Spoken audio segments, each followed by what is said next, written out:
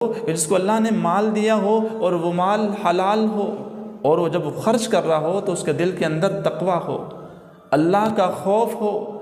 جب کسی پہ خرچ کرتا ہے تو جس پہ خرچ کیا جا رہا ہے اس کو حقارت کی نظر سے نہ دیکھے، یہ اللہ کے سامنے شکر کرے کہ اللہ نے میرا ہاتھ اوپر رکھا ہے، اللہ نے مجھے توفیق دی ہے خرچ کرنے کی، اللہ مجھ سے یہ کام لے رہے ہیں۔ میں بھی انسان ہوں، جس کو میں دے رہا ہوں وہ بھی تو انسان ہے، میری بھی دو آنکھیں ہیں، میرے بھی دو ہاتھ ہیں، میرے بھی وہی اعضاء ہیں جو اللہ نے اس انسان کے اعضاء بنائے۔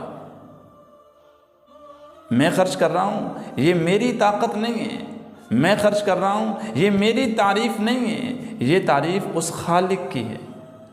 اللہ نے تجھے اسی انسان کی طرح تیار کیا، لیکن اللہ کا فضل دیکھ، اللہ نے ہاتھ تیرا اوپر رکھا ہے۔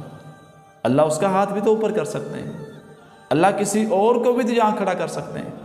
تو یہ تعریف آپ کی نہیں ہے، یہ تعریف اس خالق کی ہے جس نے تجھے خود مال دیا، پھر تیرے ہاتھ سے اللہ اس مال کو تقسیم کروا رہے ہیں۔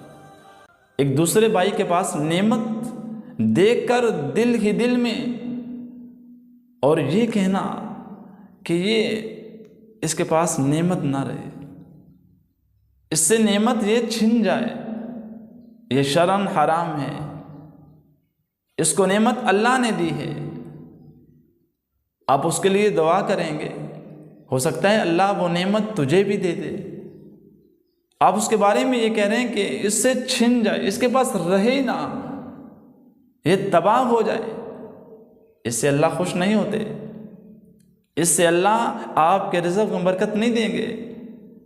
اس جیسی حرکتوں سے اللہ آپ کو ایسی نعمتیں نہیں دیں گے۔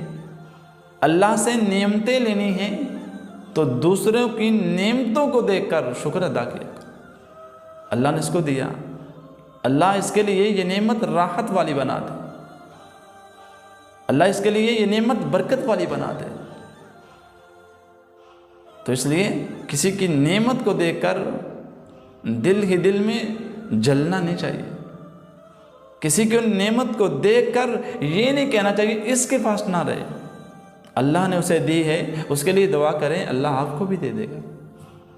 اللہ نے اس انسان کو مال دیا ہے اور حلال مال دیا ہے، اور جب وہ مال دوسروں پہ تقسیم کرتا ہے، دوسروں پہ خرچ کرتا ہے تو اس کے دل کے اندر تقوی ہوتا ہے، اس کے دل کے اندر عاجزی ہوتی ہے، اس کا دل جھکا ہوا ہوتا ہے، تو آدمی یہ خواہش کر سکتا ہے کہ اللہ مجھے بھی اس جیسا بنا دے۔ اللہ تعالیٰ مجھے اور آپ کو دین سمجھ کر اس پر عمل کرنے والا